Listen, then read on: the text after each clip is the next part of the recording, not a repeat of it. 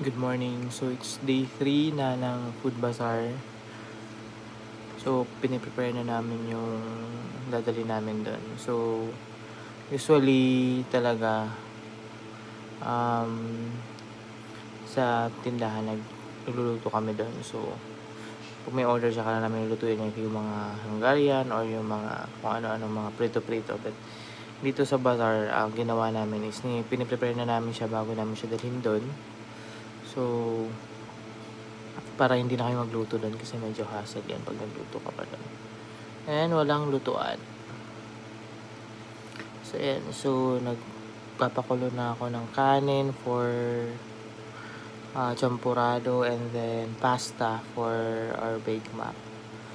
So, later, bago umaga, mag-start na kami magsangag and then magprito ng mga Hungarian, itlog, hotdog, ganun, mga prito-prito. So, nakatulog ako ng 7 ng gabi, kagabi.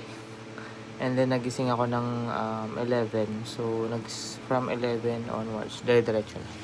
Umapaw na yung tubig natin. Dire-diretso na. Okay, so, ito yung ginagawa ko. Ito yung para sa champurrado. And then yung pasta for baked mac. Giyawat na ako. Pero okay. Sige, go.